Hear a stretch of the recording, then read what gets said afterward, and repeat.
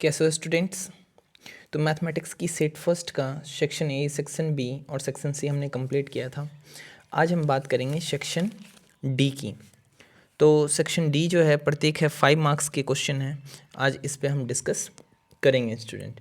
तो section D में जो सबसे पहला क्वेश्चन है हमारे पास वो सर्कल से है और ये हमारा ज्योमेट्री का क्वेश्चन है जहाँ हमें प्रूव करना है। क्या कह रहा है कि to tangents TP and TQ are drawn to a circle with center O from an external point T. Prove that angle PTQ, कहाँ पे है ये एंगल PTQ स्टूडेंट?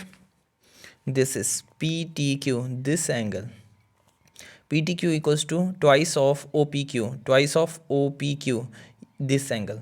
हमें प्रूफ करना है कि ये जो एंगल है वो इस एंगल का क्या है, ट्वाइस है। ठीक है, तो चलिए शुरू करते हैं। तो सबसे पहले हम क्या करेंगे स्टूडेंट, हमें यहाँ प्रूफ करना है कि ये इसकी कुछ भी वैल्यू है तो उसकी वैल्यू का ये ट्वाइस है। डैट मीन्स कि अगर ये 20 डिग्री होगी तो ये क्या हो जाएगी 40 डिग्री, ये अगर 40 है तो ये हो जाएगी 80, मतलब कुछ ऐसा ही। तो हम क्या करेंगे, सबसे पहले हम लिखेंगे given a circle with centre O and TP and TQ are the tangents on it from a point T outside it. हम लिखेंगे कि एक सर्कल है जिसका सेंटर O है और जिस पे TP और TQ दो टेंजेंट ड्रॉ किए गए हैं। किस पॉइंट से? आउटर पॉइंट T से। चलिए आगे बढ़ते हैं। टू प्रूव, हमें क्या प्रूव करना है स्टूडेंट? तो हमें प्रूव करना है कि PTQ this angle equals to क्या, ट्वाइस ऑफ OPQ। प्रूफ में हम स्टार्ट करेंगे, हम क्या करेंगे यहाँ पे लेट कर लेंगे अपनी सुविधा के लिए, let PTQ equals to x। हमने एंगल PTQ को क्या मान लिया है, x मान लिया है।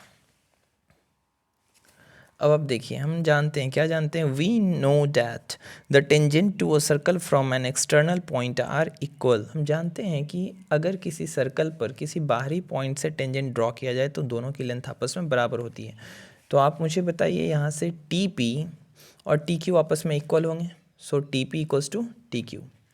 अब अगर दो साइड बराबर हों तो आइसोसेलेस ट्रायंगल में आपको पता होगा कि अगर साइड्स इक्वल हैं तो उनके अपोजिट के एंगल्स भी इक्वल होते हैं। वही हमने लिखा है कि since the angle opposite to equal sides of a triangle are equal, so अगर दो साइड इक्वल हैं तो उनके अपोजिट की एंगल भी इक्वल होगी। इसलिए TP के साइड के अपोजिट की एंगल Q है तो एंगल Q को हम क्या लिखेंगे, TQP। सो एंगल TQP जो होगा बराबर होगा एंगल TPQ के।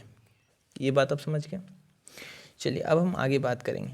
Also sum of all the angles of a triangle is 180। हम जानते हैं कि ट्रायंगल के तीनों एंगल का सम कितना होता है, 180। तो हम यहाँ पे किस ट्रायंगल की बात कर रहे हैं, हम यहाँ बात कर रहे हैं ट्रायंगल TPQ की। यहाँ पे हम किस ट्रायंगल की बात कर रहे हैं स्टूडेंट, ट्रायंगल TPQ की बात कर रहे हैं। तो TPQ में आप देखिए एंगल T, एंगल P और एंगल Q तीनों का सम कितना होना चाहिए, 180 के बराबर। तो T को हम कैसे लिखेंगे, तो PTQ। फिर एंगल P को हम कैसे लिखेंगे, TPQ। और फिर एंगल Q को हम लिखेंगे TQP इक्वल्स टू क्या, 180। अब आप जानते हैं TPQ और TQP ये दोनों आपस में क्या है, बराबर हैं। तो इन दोनों की जगह हम लिख सकते हैं टू एंगल TPQ। चाहे तो आप यहाँ पे इसको लिख दें और ज़रूर मेंशन करें क्यों, चूँकि angle TPQ equals to angle TQP। बात समझ में आ गई। अब आगे बढ़ेंगे हम लोग। अब यहाँ से हमने क्या किया था, PTQ को x माना था तो x हमने रख दिया, प्लस ये टू एंगल, अब इसको हम क्या लिखते हैं, 2 TPQ इक्वल्स टू क्या, 180। यहाँ से हम क्या करेंगे, TPQ की वैल्यू निकाल लेंगे। तो 2 TPQ equals to 180 minus x, यहाँ से 2 साइड चला जाएगा डिवीज़न में, जहाँ 2 से डिवाइड करेंगे 180 को तो आ जाएगी हमारे पास क्या, 90, और x में डिवाइड करेंगे तो x/2। ये इक्वेशन नंबर हमारा फर्स्ट हो जाएगा। अब एक चीज़ और हम जानते हैं, but TP is a tangent on OA। TP is a tangent and OA is the radius of the given circle. ये जो सर्कल हमें दिया गया है स्टूडेंट, जिसमें TP क्या है, टेंजेंट है, और OA क्या है, रेडियस है। आपको पता है स्टूडेंट कि टेंजेंट और रेडियस के बीच जो एंगल बनती है वो कितनी एंगल होती है, 90 डिग्री की। तो यहाँ पे हम उसी का यूज़ करेंगे कि टी पी टेंजेंट है, ओ ए रेडियस है, तो यहाँ से क्या हो जाएगा, ये दोनों एंगल यानी कि यहाँ पे ये जो पूरा का पूरा है ये 90 के बराबर होगा। तो यहाँ 90 में दो एंगल आते हैं ना, एक आता है टी पी क्यू और एक एंगल आती है ओ पी क्यू। तो इन दोनों का सम किसके बराबर हो जाएगा, 90 के बराबर। तो ओ पी क्यू और टी पी क्यू का सम 90 के बराबर। यहाँ से ओ पी क्यू को ओ पी क्यू रहने देंगे, लेकिन टी पी क्यू की वैल्यू 90 माइनस एक्स बाई 2 आई है, वो हम यहाँ पुट कर देंगे स्टूडेंट, जो कि हो जाएगी फिर से 90 के बराबर।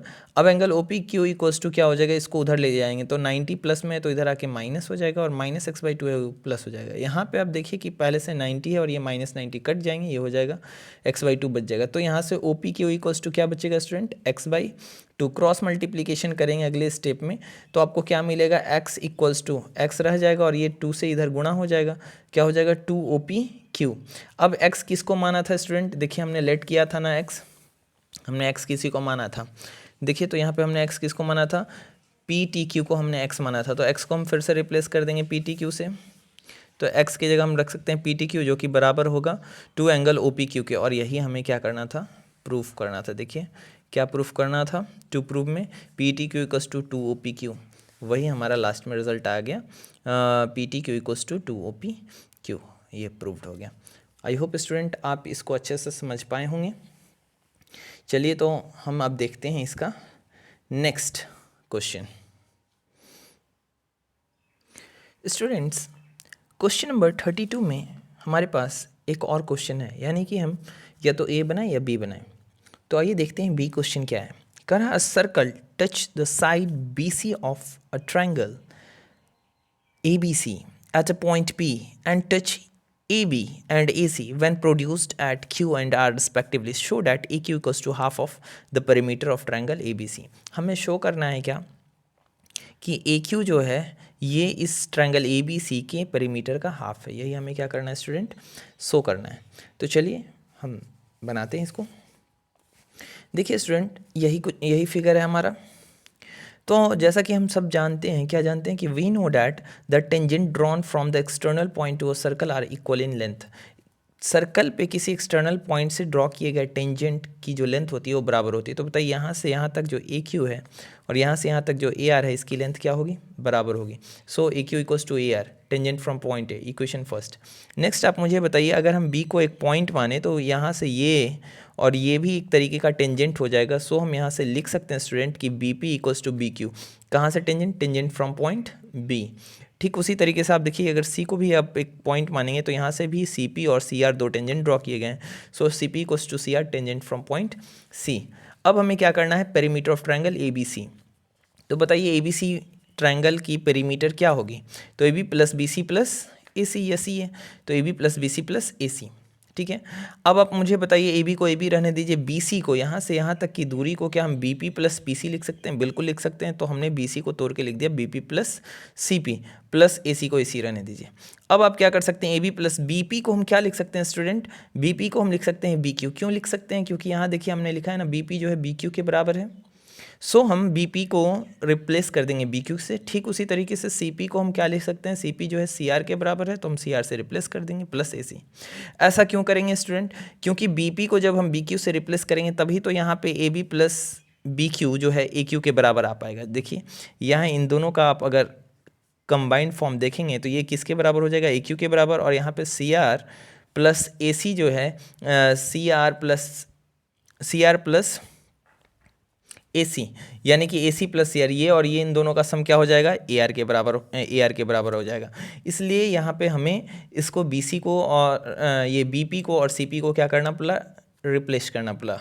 ओके, सो आप मुझे यहाँ बताइए कि A B plus B Q क्या हो जाएगा, ए क्यू प्लस यहाँ पे क्या आ जाएगा C R plus A C A R. आप समझ गए। अब ए क्यू और ए आर आपस में बराबर हैं। देखिए यहाँ पे लिखा हुआ A Q equals to A R. So A Q plus A R को हम 2 ए क्यू लिख सकते हैं। क्यों, क्योंकि ए क्यू और ए आर बराबर हैं। अब ये 2 इस साइड अगर आएगा तो इसके साथ कहाँ चला जाए, क्योंकि इधर मल्टीप्लिकेशन में तो डिवीजन में चला जाएगा। तो यहाँ से हम लिख सकते हैं A Q equals to half of perimeter of triangle A B C. यही हमें क्या करना था स्टूडेंट, प्रूफ करना था। तो कितना सिंपल था, आप इसी तरीके से इसको प्रूफ करेंगे। अगर किसी को कोई दिक्कत है तो कमेंट बॉक्स में आके मुझसे एक बार फिर से पूछ सकते हैं, कोई डाउट है तो। चलिए हम बढ़ते हैं अपने नेक्स्ट क्वेश्चन की ओर। तो स्टूडेंट हमारा अगला क्वेश्चन 33 जो कि मेंसुरेशन से। देखिए कितना सिंपल क्वेश्चन है। कह रहा है कि solid is in the shape of right circular cone surmounted on a hemisphere. एक सॉलिड जो है वो कैसा है कि शेप का है, राइट सर्कुलर कोन का है, और जो कि सरमाउंटेड है। जब भी सरमाउंटेड वाली बात आए तो मतलब कि कोन किस पे, सरमाउंटेड ऑन ए हेमिस्फीयर। सो पहले आप नीचे में हेमिस्फीयर बनाएंगे और सरमाउंट के बारे किसकी बात करें, कौन है सरमाउंटेड, तो कोन को ऊपर बनाएंगे। ठीक है स्टूडेंट, कुछ ऐसा आपका फिगर होगा। आगे कह रहा है क्या, the radius of each of them begin 7, और कह रहा है कि दोनों की जो रेडियस, कोन और इस हेमिस्फीयर दोनों की रेडियस 7 है। हमेशा जब भी कोई चीज़ सरमाउंट होती है तो उस कंडीशन में उसकी ये वाली जो पार्ट होती है ना, ये बराबर होती है, इसलिए यहाँ पे रेडियस इक्वल। वैसे आपको इस क्वेश्चन में दे भी दिया है कि सरमाउंटेड है और दोनों की रेडियस कितनी है, 7 है। ठीक है, and the height of the cone is equal to diameter.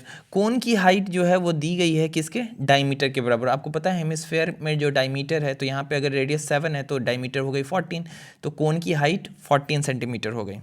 अब आगे क्या कह रहा है स्टूडेंट, कह रहा है क्या, find the volume of the solid. You have to find the volume of the solid. आपको सॉलिड की वॉल्यूम पता करनी है। तो हम क्या करेंगे, आइए, हमने लिख लिया रेडियस 7, क्योंकि कोन और आपके हेमिस्फीयर दोनों के लिए सेम ही रेडियस है। हाइट जो हो गई कोन के लिए वो हो गई 14, क्योंकि हेमिस्फीयर में हाइट होती नहीं, अगर इसमें हाइट होती भी है तो वो रेडियस के ही बराबर होती है। ठीक है, क्योंकि अगर यहाँ से यहाँ आप हाइट लेंगे जो कि रेडियस ही होगा। चलिए, तो वॉल्यूम ऑफ सॉलिड बोला है, तो वॉल्यूम ऑफ सॉलिड क्या हो जाएगा student, volume of cone plus volume of hemisphere. इन दोनों के वॉल्यूम को अगर ऐड कर देंगे तो यही वॉल्यूम ऑफ सॉलिड हो जाएगी। अब वॉल्यूम ऑफ कोन का फॉर्मूला क्या होता है, 1/3 pi R square H, plus hemisphere का वॉल्यूम क्या होता है, 2/3 पाई आर क्यूब। अब यहाँ स्टूडेंट गलती क्या करते हैं कि यहीं पे वैल्यू रख देते हैं। नहीं स्टूडेंट, जब भी ऐसा आया पहले फॉर्मूला रखिए, फिर जो कॉमन है उसको कॉमन लीजिए। तो देखिए 1/3, यहाँ भी 3 कॉमन है, हमने 1/3 कॉमन ले लिया, पाई दोनों में है, पाई कॉमन ले लिया, आर स्क्वायर यहाँ आर क्यू है तो आर स्क्वायर कॉमन ले लिया। क्या बच गया ब्रैकेट के अंदर, तो यहाँ एच बच गई, और यहाँ क्या बच गया स्टूडेंट, 2r बच गया, क्योंकि 1/3 पाई और आर स्क्वायर हमने ले लिया, तो यहाँ 2 बच गया और r बच गया, तो यहाँ ब्रैकेट के अंदर h प्लस 2r हमारे पास है। अब 1/3 पाई की जगह 22/7, r की वैल्यू हमें पता है 7 × 7 आर स्क्वायर है चूँकि। अब h की वैल्यू आपको पता है क्या है, 14, तो 14 रख दिया, और 2r, तो 7 × 2 कितना हो जाएगा, 14 हो जाएगा। ठीक है, चलिए आगे बात करते हैं। 1/3 ये हो जाएगी 22/7 × 7 × 7, और इस 14 और 14 को ऐड कर देंगे तो कितना आ जाएगा स्टूडेंट, 28। ठीक है, इस 7 से इस 7 को कट कर दिए, ऊपर में क्या बच गया हमारे पास, 22 × 7 × 28 बाई क्या 3।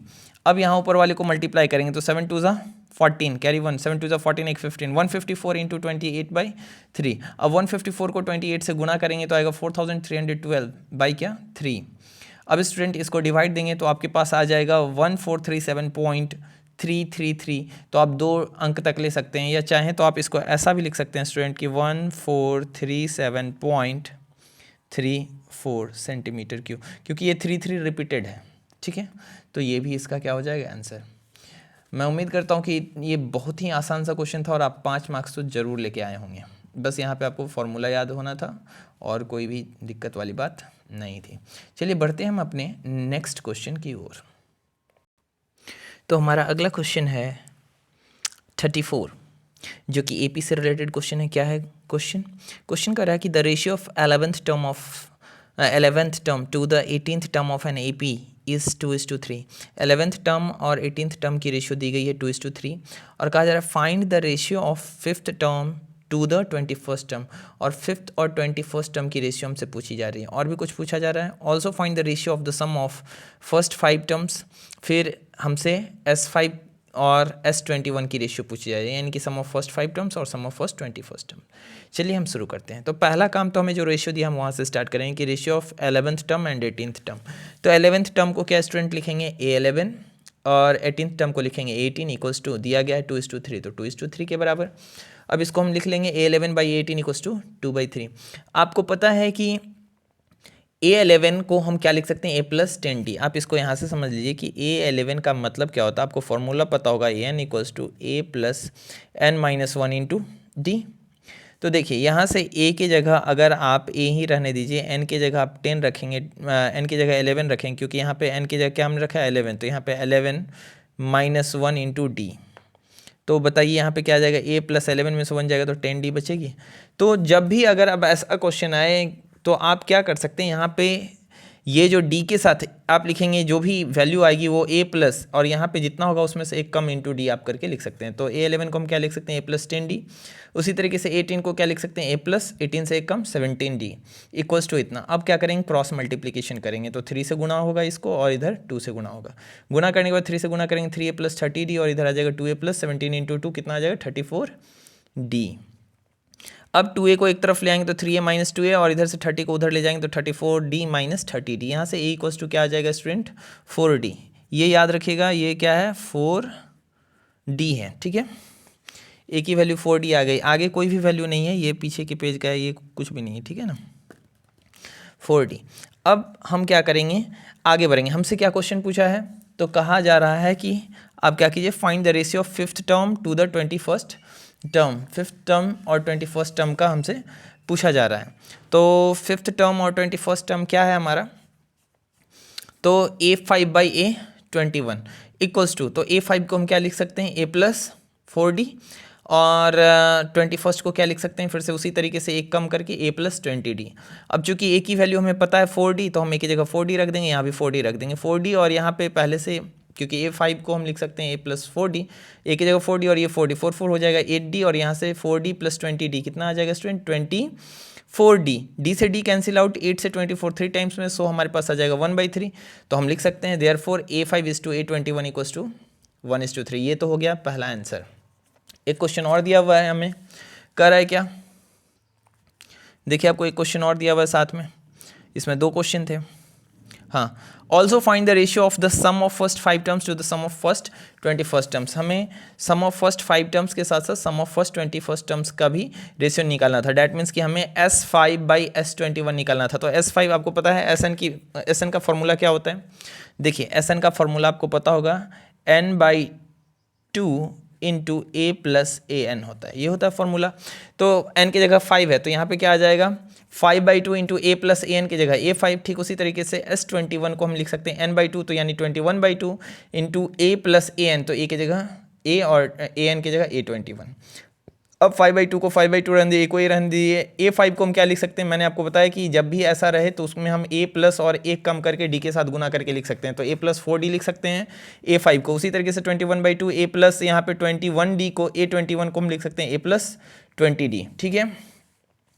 अब यहाँ पे आप आइए, 5/2 A से A क्या हो जाएगा, ऐड हो जाएगा, तो 2A प्लस क्या हो जाएगी 4D। यहाँ पे A से A ऐड हो जाएगा तो आ जाएगा क्या 2A प्लस और जो है 20D रहने दीजिए। अब देखिए यहाँ पे 2 कॉमन है और नीचे भी 2 कॉमन है, तो हम क्या करेंगे 2 कॉमन ले लेंगे। ऊपर वाले में से जैसे ही 2 कॉमन लेंगे तो 5/2 इंटू 2, तो ब्रैकेट में यहाँ क्या बच जाएगा, 2A था तो A हो जाएगा और 4D था तो 2D हो जाएगा। ठीक उसी तरीके से नीचे वाले में से भी अगर आप कॉमन लेंगे तो 2A प्लस 20D था, वहाँ से कॉमन लेंगे तो 2 कॉमन लेंगे तो A प्लस क्या आ जाएगी 10D आ जाएगी। यहाँ नीचे वाले 2 से ये 2 कैंसिल हो गया तो ऊपर बच गए 5 इंटू 4D। अब यहाँ पे देखिए आपके पास अंदर में A है और A की वैल्यू हमें पता है 4D, तो हम यहाँ पे A की वैल्यू 4D रख दी है और प्लस यहाँ बच रहा था 2D, सो 2D है। नीचे में 21 इंटू A की जगह फिर से A यहाँ था, A की जगह हम क्या रख दिए 4D प्लस जो बचा था 10D वो 10D इक्वल्स टू, अब आपको पता है 4D और 2D मिलके 6D हो जाएंगे, यहाँ 4D और 10D मिलके क्या हो जाएंगे 14D। 2 के टेबल से 6 3 टाइम्स में और 2 के टेबल में 14 7 टाइम्स में, तो यहाँ क्या आ गया, ऊपर बच गया 5 इंटू 3 और नीचे हमारे पास आ गई 21 इंटू 7। यहाँ तक बात आप समझ गए। अब इनका आप क्या करेंगे, प्रोडक्ट कर देंगे, ठीक है। तो इनका प्रोडक्ट आप करेंगे तो क्या आ जाएगा स्टूडेंट 15/147, ठीक है। अब ये एक बार और 3 से कट सकता है, ये यहाँ पे देखिए इसको 3 से हम और काट सकते हैं। 3 से कितने टाइम्स ये कट जाएगा 21 7 टाइम्स। तो देखिए तो इसको आप लिख सकते हैं, इतना आप ना लिख के फाइनल आंसर जो है आप लिख सकते हैं कितना, तो 5/7 7 जा 49, ठीक है। 5 क्या आ जाएगी स्टूडेंट 49, ये हो जाएगा इसका करेक्ट रेशियो। बात समझ में आ गई, तो कितना आसान था आप समझ गए। तो यहाँ से 2 क्वेश्चन हम फाइंड करें, A5 और A21 की रेशियो भी फाइंड करनी थी और यहाँ से S5 और S21 की रेशियो फाइंड करनी थी। आप यहाँ लिख सकते हैं देयरफॉर S5:S21 इक्वल्स टू 5:49। बात समझ में आ गई स्टूडेंट। चलिए बढ़ते हैं अपने नेक्स्ट क्वेश्चन की ओर। कोई अगर प्रॉब्लम हो आपको तो मुझे एक बार कमेंट में लिखिए। स्टूडेंट क्वेश्चन नंबर 34 में एक और क्वेश्चन है, या तो आप ए बना सकते हैं या बी, दोनों ही AP से रिलेटेड था, सेकेंड भी AP से है। क्या है ये क्वेश्चन आप देख लीजिए। If the sum of the first 6 terms of an AP is 36 and that of the first 16 terms is 256, find the sum of first 10 terms। आपको 6 टर्म का सम दिया गया है 36 और फर्स्ट 16 टर्म्स का सम 256 और आपको S10 फाइंड करना है। तो चलिए हम स्टार्ट करते हैं। हमें क्या क्या दिया हुआ है, S6 की वैल्यू दी गई है, sum of first 6 terms of an AP is 36, तो यानी S6 इक्वल्स टू 36। अब आपको स्टूडेंट बता दूं कि Sn का क्या होता है फॉर्मूला, तो Sn का आपको फॉर्मूला पता होगा, Sn इक्वल्स टू होता है n/2 into 2a plus n-1 into d, यही होता है फॉर्मूला। तो n के जगह हमने क्या रखना है, क्योंकि Sn के 6 है तो 6/2, तो यहाँ पे क्या हो जाएगा, n की जगह 6/2, 2a, ये 2a है स्टूडेंट, 2a प्लस 6-1 n-1 होता है, तो 6-1 इंटू डी इक्वल्स टू 36। 6/2 को कट करेंगे 2 से तो 3 आ जाएगी, 2a का 2a ही रहेगा, यहाँ 6-1 यहाँ हो जाएगी 5 इंटू डी बराबर 36। 3 से 36 को काट देंगे कितने टाइम्स में, 12 टाइम्स में, तो हमारे पास क्या बच जाएगा, 2a plus 5d equals to 12, ये हो जाएगा इक्वेशन फर्स्ट। अब हमें दिया गया है क्या, हमें और कुछ दिया गया था, हमें दिया गया था क्या, and the date of the first 16 terms 256, यानी कि S16 की वैल्यू दी गई थी 256, तो S16 इक्वल्स टू 256, 16 यानी n/2 तो 16/2, फिर 2a प्लस n-1 यानी 16-1 इंटू डी 256, यहाँ से 2 से कट करेंगे तो 2 से 16 8 टाइम्स में, तो 8 इंटू 2a प्लस ये क्या आ जाएगी स्टूडेंट 16-1 15d इक्वल्स टू क्या 256। अब देखिए 8 के टेबल से 256 32 टाइम्स में कैंसिल आउट हो जाएगा, 8 से 3 टाइम्स में 24 कैरी 1, 2 टाइम्स में 16 तो 32, तो डैट मीन्स कि यहाँ 2a plus 15d equals to क्या आ जाएगी 32। चलिए student, subtracting equation 1 from equation 2, equation 2 में से इक्वेशन 1 को हम क्या करेंगे, घटा देंगे। तो सबसे पहले हमें इक्वेशन क्या लिखना होगा, इक्वेशन 2 को, तो इक्वेशन 2 क्या है, 2a plus 15d equals to 30, 2a plus 15d equals to 32, इसमें से हमें इक्वेशन फर्स्ट को घटाना है। इक्वेशन फर्स्ट हमारा क्या है, इक्वेशन फर्स्ट है 2a plus 5d equals to 12, तो हम यहाँ इसको घटा देंगे, 2a plus 5d equals to 12। घटाने के बाद आप यहाँ ध्यान रखते हैं कि जब घटाते हैं तो यहाँ नीचे वाले का साइन चेंज करता है, ये सब प्लस में, इसलिए सबके नीचे क्या आ गया स्टूडेंट, माइनस, यहाँ भी क्या है माइनस माइनस माइनस, देखिए 2a प्लस में और माइनस में ये कैंसिल आउट हो जाएंगे। 15 में से 5d जाएगा तो 10d, यहाँ 32 में से 12 जाएगा तो 20, 10d इक्वल्स टू 20, डी की वैल्यू यहाँ से क्या आ जाएगी, 10 से डिवाइड करेंगे 2 टाइम्स आ जाएगा, ठीक है। अब d की वैल्यू आ गई है तो हम क्या करेंगे, d की वैल्यू इक्वेशन फर्स्ट में रख देंगे, putting the value of d in equation first. Equation first क्या है student, 2a plus 5d equals to 2a plus 5d equals to 12, तो 2a प्लस 5 इंटू डी की जगह हम क्या रख देंगे, d की जगह रख देंगे 2, तो 2a plus 5 into 2 equals to क्या 12, 5 इंटू 2 10 के बराबर होता है, तो 2a इक्वल्स टू 12 माइनस 10। अब स्टूडेंट क्या हो जाएगा, यहाँ से a इक्वल्स टू 2 है, मल्टीप्लिकेशन उधर डिवीजन में चला जाएगा और यहाँ 12 में से 10 जाएगा तो 2/2, a इक्वल्स टू a की वैल्यू क्या आ जाएगी 1 आ जाएगी, ठीक है। अब हमसे पूछा है क्या, इतने इन्फॉर्मेशन के बाद हमसे find the sum of first 10 terms, S10 हमसे पूछ रहा है, तो S10 इक्वल्स टू क्या होगा, n की जगह 10 है तो 10/2 into 2a plus n-1 into d, तो n की जगह 10-1 इंटू d। अब 10/2 क्या हो जाएगी 5, a की वैल्यू हम निकाल चुके हैं, a की वैल्यू होती है 1, 2 इंटू यहाँ क्या आ जाएगी 1 प्लस 9 इंटू d, क्योंकि 10-1 9 हो जाएगी और d की वैल्यू हमने निकाल रखी है 2, तो 2 इंटू 1 2 प्लस 9 इंटू 2 18, यहाँ क्या आ जाएगा 5 इंटू 18 प्लस 2 क्या हो जाएगा 20, तो 5 इंटू 20 इक्वल्स टू क्या आ जाएगा 20 इंटू 5 100, डैट मीन्स कि S10 की वैल्यू क्या आ जाएगी 100, यही हमारा आंसर है। तो स्टूडेंट आपने अच्छे से बनाया होगा। चलिए हम बढ़ते हैं अपने नेक्स्ट प्रॉब्लम की ओर। स्टूडेंट्स अब हमारा अगला क्वेश्चन है क्वेश्चन नंबर 35, जो कि स्टैटिस्टिक्स है। देखिए क्या कर रहा है, 250 apples of a box were weighted and the distribution of the mass of the apples are given in the following data table। Data table दी गई है कि मास क्या है, तो 80 से 100, 100 से 120, 120 से 140, 140 से 160, 160 से 180, और यहाँ पे नंबर ऑफ एप्पल्स दिए गए हैं कि कितने कितने एप्पल्स हैं। यहाँ बीच में एक मिसिंग है, ये है x, तो ये x की वैल्यू हमने, ये स्टूडेंट ने कर दिया है, तो आप केवल यहाँ ध्यान दीजिए ये केवल x है, ठीक है। अब हम चेक करेंगे, हमें पहला क्वेश्चन क्या कहता है, find the value of x। पहले तो हमें x की वैल्यू निकाली and the mean mass of the Apple, और मीन निकाला। Mean mass of the Apple का मतलब क्या हुआ, मीन निकालना है। और सेकंड क्वेश्चन में कह रहा है मॉडल मास, मतलब क्या, मॉड निकालना है, ठीक है स्टूडेंट, आप समझ गए क्वेश्चन। हमने इन सारे अरेंजमेंट को यहाँ पर टेबल में अरेंज कर लिया है, अब हम इसी टेबल से काम करेंगे। तो हमें जो गिवन जानकारी थी वो हमने कर ली। एक्स आपको पता है कैसे निकालते हैं, इसको क्लास मार्क बोलते हैं। इन दोनों का सम करके हाफ करेंगे। जैसे 100 में 80 जोड़ोगे तो कितना आएगा स्टूडेंट 180, 180 का हाफ करोगे तो कितना आ जाएगा 90। ठीक वैसे ही इन दोनों को सम करके 2 से डिवाइड करने पर जो रिजल्ट प्राप्त होता है वो एक्स की वैल्यू होती है। नाउ हमें अंत में एफ एक्स निकालना होता है, यानी एफ, ये number of apples he frequency है, तो एफ इंटू एक्स हम करते जाएंगे और यहाँ पे वैल्यू आती जाएगी। यहाँ पे स्टूडेंट 40 हमने बाद में रिजल्ट निकाला, पहले ये वैल्यू क्या थी एक्स थी, तो एक्स इंटू 150 यहाँ पे क्या आ जाएगी 150 एक्स, ठीक है ना। और ये 60 इंटू 170 यहाँ पे आ जाएगी कितनी 10,200। अब यहाँ पे आप सबको ऐड करेंगे। अभी x की वैल्यू आप समझ लीजिए कि आपको x की वैल्यू अभी नहीं मालूम है, x की वैल्यू हमने बाद में रखी है यहाँ पे, ये वैल्यू अभी हमें नहीं पता है। तो यहाँ पे हम सबका सम करेंगे तो ये क्या आ जाएगा स्टूडेंट 210 प्लस x तो जुटेगा नहीं। ठीक उसी तरीके से यहाँ सबका सम करेंगे तो आ जाएगा 27,700 प्लस 150x तो जुटेगा नहीं, तो 150x। नाउ स्टूडेंट हमें क्वेश्चन में टोटल नंबर ऑफ एप्पल्स दिए गए हैं 250, और आपको पता है कि ये टोटल नंबर ऑफ एप्पल्स हैं, जो कि हमने ये फॉर्मेट लाया है। सिग्मा एफ की वैल्यू, सिग्मा एफ का मतलब होता है टोटल नंबर ऑफ फ्रिक्वेंसी, तो यहाँ पे टोटल नंबर ऑफ एप्पल्स 250 है, तो सिग्मा एफ की वैल्यू 250 हो जाएगी। लेकिन सिग्मा एफ हमने यहाँ जो सॉल्व किया यहाँ से क्या आई है 210 प्लस एक्स, तो हम यहाँ लिख देंगे 210 प्लस एक्स इक्वल्स टू 250। यहाँ से एक्स इक्वल्स टू क्या आ जाएगा, तो 250 में से 210 चला जाएगा तो 40। एक्स की वैल्यू हमें आ गई, तो पहला इस क्वेश्चन का फर्स्ट आंसर हमें मिल गया। Find the value of x, तो एक्स की वैल्यू क्या आ गई स्टूडेंट 40 आ गई। डैट मीन्स यहाँ जो स्टूडेंट ने 40 लिखा है ये करेक्ट है, ठीक है। अब हम आगे बात करेंगे, अब हमें मीन निकालना है, मीन मास यानी कि मीन निकालना है। तो एक्स निकाल लिया, तो अब सिग्मा एफ एक्स में भी यहाँ पे एक्स है स्टूडेंट, तो इसको भी पहले फाइंड कर ले। तो सिग्मा एफ एक्स की जो वैल्यू थी वो 27,700 प्लस 150 एक्स थी, तो 150 इंटू एक्स की जगह हमने रख दिया 40। अब यहाँ पे इसको हम मल्टीप्लाई करके फाइनली रिजल्ट हमारा कितना आ गया 33,700, यानी सिग्मा एफ एक्स की वैल्यू आ गई। अब यहाँ से हम निकालेंगे मीन, तो मीन क्या हो जाएगा, mean equals to sigma f x by sigma f. यहाँ पे ये total value sigma f x की 33,700 बाई 250, इनको आप कट करेंगे तो फाइनली आपको रिजल्ट इतना मिलेगा, और अंत में फाइनली आपको आंसर मिल जाएगा 134.8, ये इतना केजी, यही हो गया हमारा मीन मास। तो हमारे फर्स्ट का आंसर जो मीन मास हमें कह रहा था, और एक्स की वैल्यू हो जाएगी 40, और मीन मास कितना हो जाएगा स्टूडेंट, तो मीन मास हो जाएगा 134.8। यहाँ पे जिसने भी 138.57 लिखा है वो गलत है।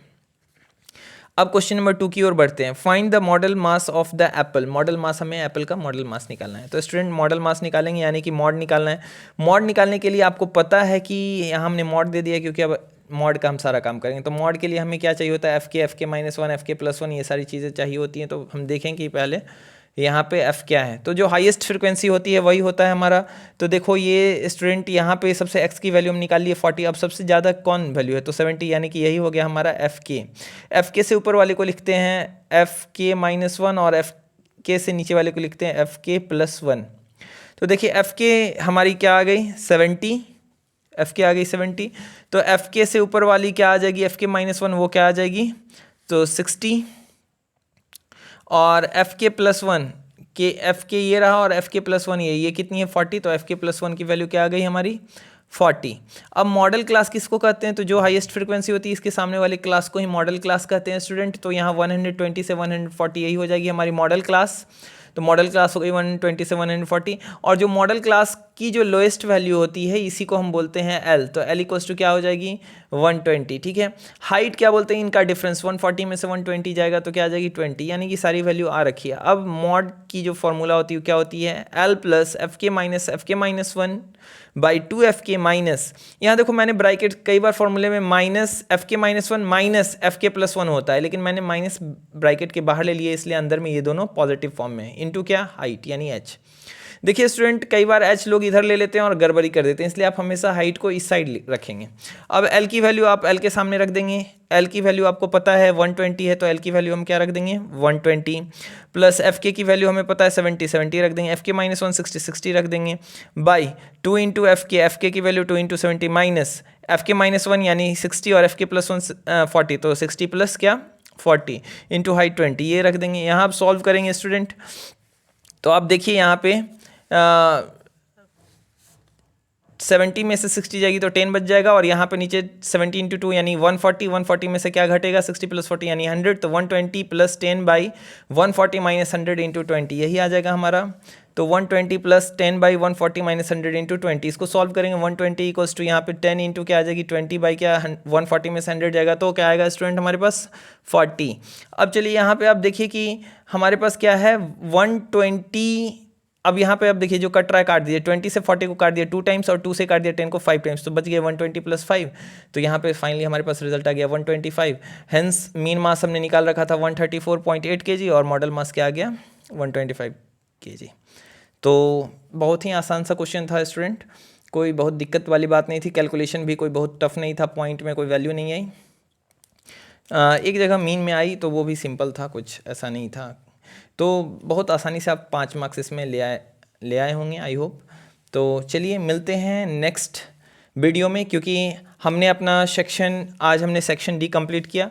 अब अगला सेक्शन है सेक्शन ई जो कि केस बेस्ड है, वो हम नेक्स्ट वीडियो में लेके आएंगे स्टूडेंट। तब तक आप इसको चेक कर लीजिए अपने कहाँ सही किया है कितना गलत किया है। Okay student, bye bye.